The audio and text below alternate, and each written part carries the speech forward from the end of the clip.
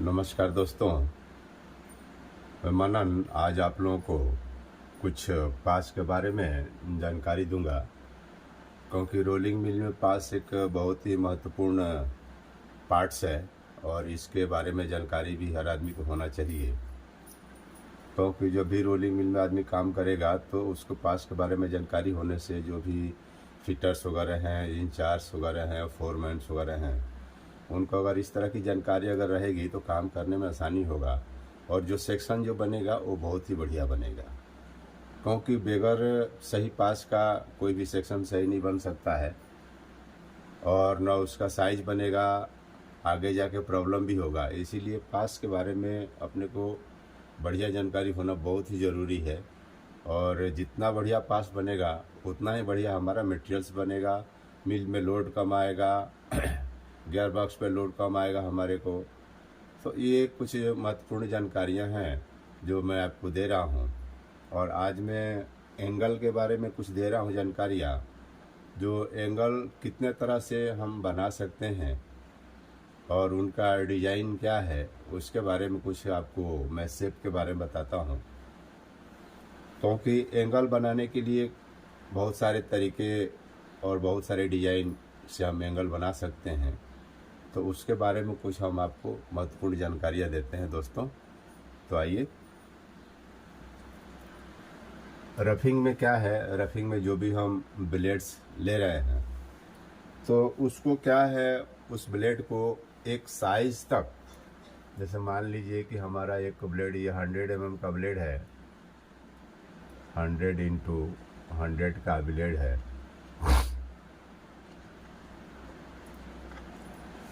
इसको अगर हम 5 पास में रिडक्शन करते हैं और हमको मान लीजिए कि 50 का हमको एंगल अगर बनाना है तो इसको हम रिडक्शन करके हम इसको ये शेप में पहले लेके आएंगे, फ्लैट टाइप का लेके आएंगे इसको। और इसके बाद में क्या है, हम इसको मोड़ने का काम चालू करेंगे। क्योंकि डायरेक्ट एंगल कभी भी नहीं बन सकता है, उसका डिग्री अलग अलग होता है और उसको मोड़ने का भी तरीका बहुत सारे अलग अलग हो सकते हैं। तो एक ये आपको मैं तरीका बता रहा हूँ।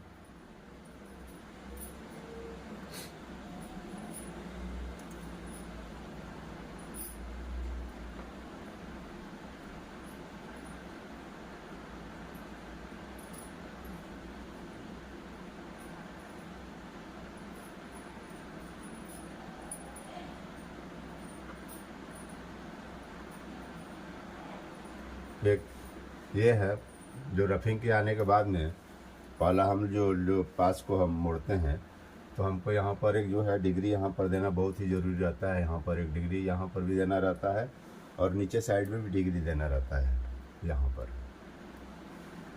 अब हो गया इसका दूसरा पास,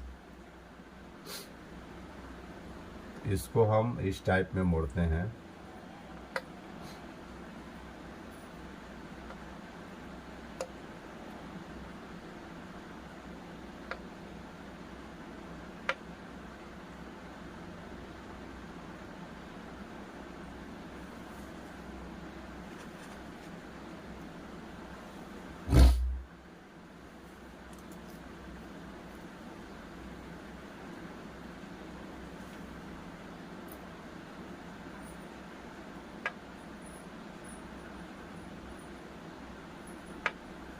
ये सेकंड पास में हो गया हमारा मोड़ने का।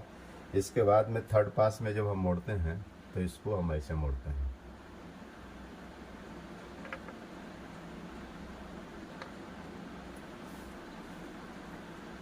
ठीक इसी तरह हम अगर चौथे पास में अगर इसको मोड़ रहे हैं तो थोड़ा सा और ये जो हमारा एज जो होगा ये साथ थोड़ा सा हो जाता है। अभी इसी के बारे में बता देते हैं आपको।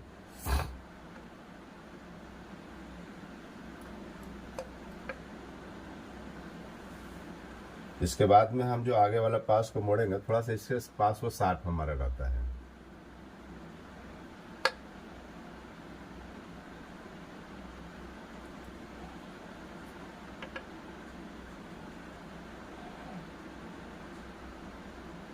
और इसका जो डिग्री भी रहता है वो डिग्री चेंज रहता है इसका।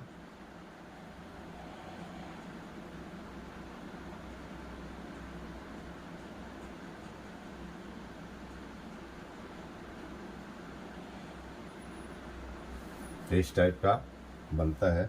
इसके बाद में जो आगे वाला जो इसका जो डिग्री हम ज़्यादातर लेते हैं वो 22 तक का डिग्री लेते हैं इसको। इसके बाद में जो हमारा एक एंगल डिग्री जो हम आगे तोड़ेंगे इसको,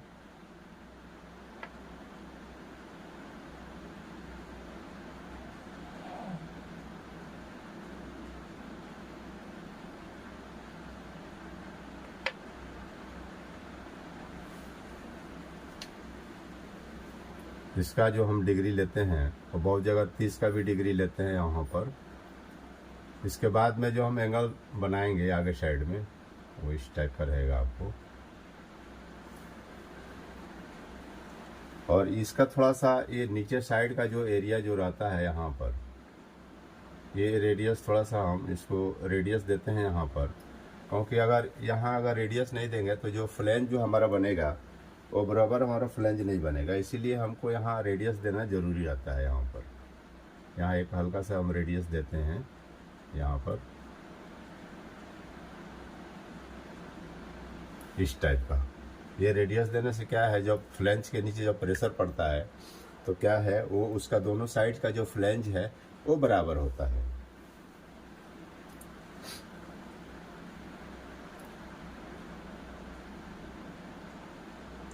यहाँ का जो डिग्री है वो 42 का देते हैं।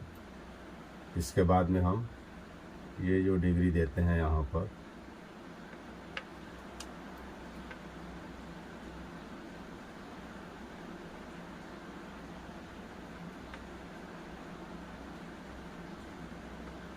ये हमारा एंगल हो गया।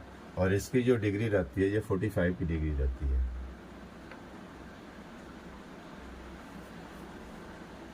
यहाँ से हम जब चालू करते हैं मोड़ने के लिए तो पीछे साइड से हम चालू कर देते हैं उसको मोड़ने के लिए, लेकिन बेहतर जो डिग्री देते हैं वो यहाँ से डिग्री देते हैं।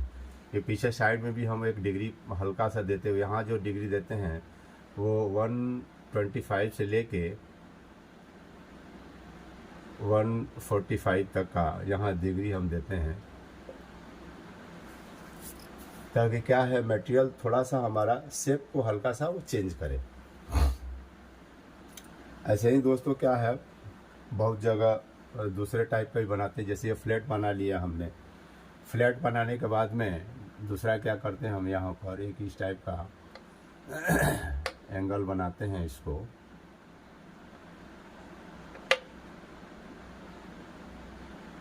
इस टाइप का हम पास का साइज इस टाइप का बनाते हैं और फिर उसको क्या करते हैं उसको दूसरे शेप में फिर हम क्या है घुमा देते हैं इसको। अब इसको हम इस टाइप से ले लेते हैं।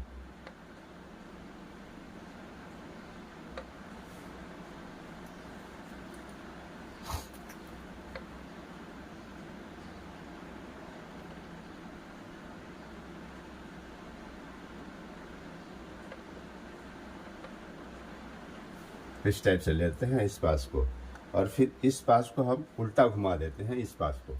इसी पास को हम फिर जैसे ये वाला पास है वैसे ही इस पास को भी हम ले लेते हैं। थोड़ा बड़ा हो गया है।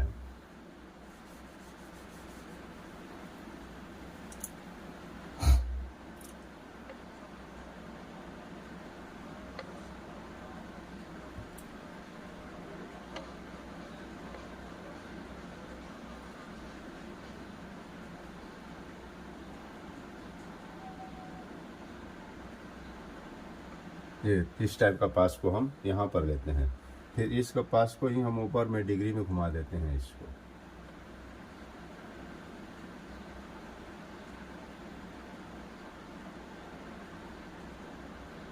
इस टाइप का हम इसको घुमा देते हैं। इसका डिग्री क्या हम ऊपर में देते हैं, क्योंकि जो भी हम एंगल्स जो बनाते हैं तो बहुत सारे एक एक डिजाइन भी होता है और एक मैं दूसरा आपको ये डिजाइन अब बता रहा हूँ आपको।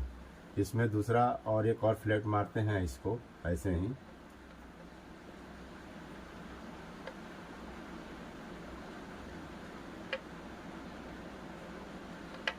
ये हो गया और इसके बाद में ये और छोटा साइज हमारा होते जाएगा ऐसे ही। इसके बाद में क्या है हम इसको इस वाले जो एंगल को है इसको ऐसे ही हम मारते चले जाएंगे ऊपर में।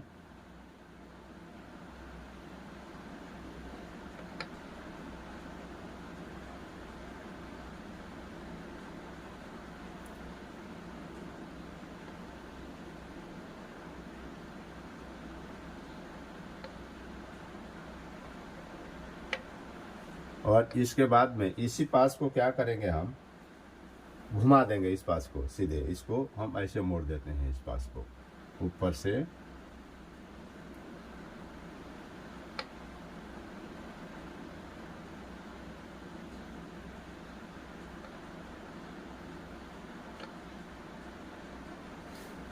इस टाइप का एक ये डिजाइन भी हम पास के लिए, अपना एंगल के लिए हम एक ये डिजाइन भी है, जो बहुत जगह इस टाइप का भी डिजाइन में एंगल को बनाते हैं। और एक डिजाइन ये भी है, इस टाइप को भी एंगल के लिए बनाते हैं। और इसके बाद में दोस्तों क्या है, एक और आप लोगों को एक जानकारी देना था। जैसे हम लोग जैसे राउंड बनाते हैं या टी बनाते हैं, जेड बनाते हैं, स्क्वायर हेक्सागन बनाते हैं, स्क्वायर बनाते हैं, जेड बनाते हैं, एफटी बनाते हैं, तो ये सब का भी डिजाइन कुछ अलग अलग होता है। और इसके बारे में भी मैं आपको आगे जानकारी दूंगा, क्योंकि ये जो पास बनाने की जो प्रक्रिया है ये बहुत ही महत्वपूर्ण प्रक्रिया होती है और सभी का अपना अलग अलग महत्व होता है और अलग अलग डिजाइन भी होता है। क्योंकि जब भी हम अगर राउंड बना रहे हैं तो बेहतर यही होता है कि कुछ दूर तक तो हम स्क्वायर पास लेके जाएं। रफिंग से भी क्या है, हम फ्लैट हो गया रफिंग में ही, फिर वहाँ पर बॉक्स पास हो गया हमारा, ये बॉक्स पास हो गया। ये बॉक्स पास को फिर आगे में हम ये डायमंड पास में बदल देते हैं इसको। इसके बाद में फिर क्या है, हम स्क्वायर ले लेते हैं। इसके बाद में हम क्या है, फिर ओवल राउंड हम मारते चले जाते हैं। इसके बाद में हमारा ये आगे साइड में एक ओवल हो जाएगा। इसके बाद में हमारा फिर राउंड हो जाएगा। अब आगे में जितना नंबर ऑफ पास है और क्या हमको साइज बनाना है, उसी के हिसाब से तय होता है कि हर स्टैंड में कितना हमारे को ड्राफ्टिंग होना चाहिए। इसमें भी हमको इक्वल ड्राफ्टिंग करना पड़ता है एंगल में भी, क्योंकि अगर इक्वल हम ड्राफ्टिंग अगर नहीं करेंगे तो क्या होगा, एक स्टैंड पे लोड ज़्यादा आएगा, एक स्टैंड पे कम आएगा।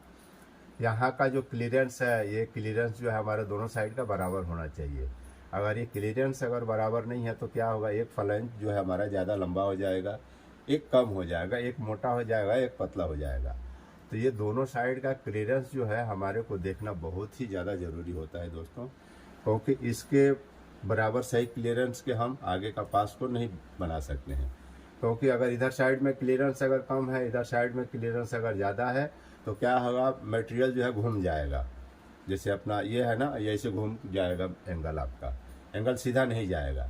तो इसीलिए इसका गैप भी बहुत ही बढ़िया मतलब ज़रूरी है सही तरीके से रखना।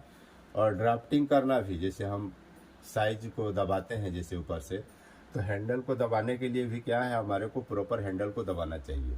तो अगर प्रॉपर अगर हैंडल को हम अगर नहीं दबाएंगे तो क्या होगा आपका मटेरियल सही नहीं बनेगा दोस्तों। तो इसी के साथ ही मैं और आगे आपको और दूसरे वीडियो में लेके जाऊंगा और दूसरे सेक्शन के बारे में भी मैं बताऊंगा, उसका डिग्री भी बताऊंगा, पास कैसे फाड़ते हैं, रोल कैसे बनाते हैं, रोल का गैप कैसे बनाते हैं, इसके बारे में भी मैं आपको जानकारी दूंगा। तो एक छोटी सी ये जानकारी रही आप लोगों के लिए दोस्तों। तो आप लोग आइए मेरे CV शरद चैनल पे और एंजॉय कीजिए, और भी रोलिंग मिल से संबंधित जो जानकारी है मैं आगे आपको देते जाऊंगा दोस्तों। नमस्कार।